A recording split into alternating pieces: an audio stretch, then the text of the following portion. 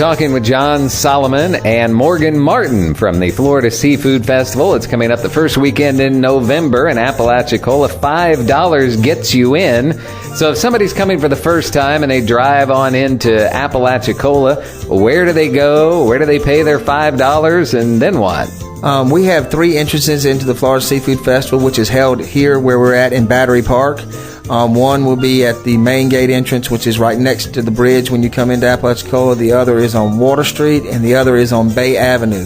Any of them are just as quick as access. We have the masons that work the gates for us, and they have a lot of people at each gate, so it's pretty fast to come on in. Once you get to the gate, you pay your $5 and come in. And kids in 12 and under are free too, so you don't have to worry about your kids having to pay that extra $5 either. They get in, free.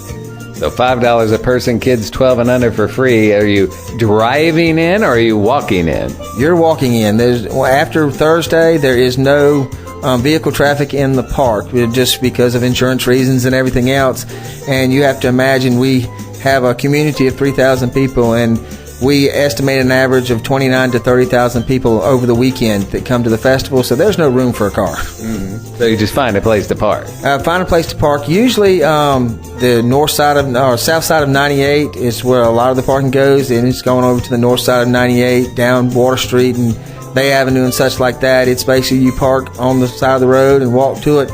I do know that there is going to be the senior class this year. Their sponsors are going to be having golf carts, and they're going to be shuttling people through coming through the neighborhoods and picking people up. I think it's like $1 or $2 a ride, mm-hmm. just to help them out, just to get them down the thing, and also pay for their class events, because we really pride ourselves in how many nonprofit groups we have involved with the festival that doesn't pay us anything, but they get to make money for themselves. Mm-hmm. Almost every food booth that has our local seafood in it is exclusive to one certain nonprofit group: churches, schools, and so forth and so on, ball teams.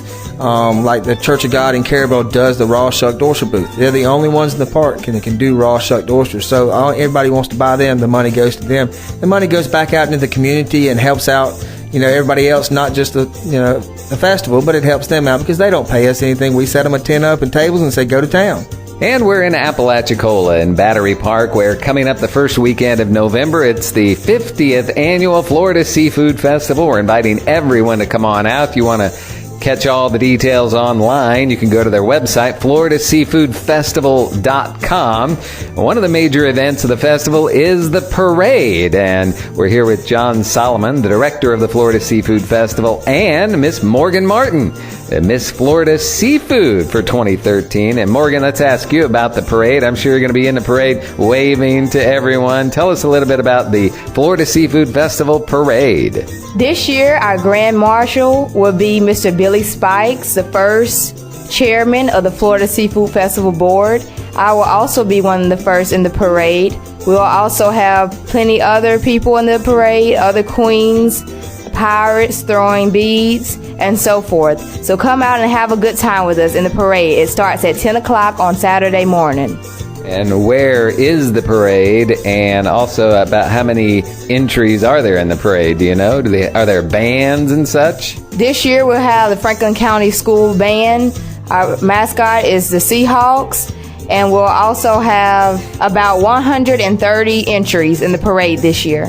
We're celebrating the parade this year on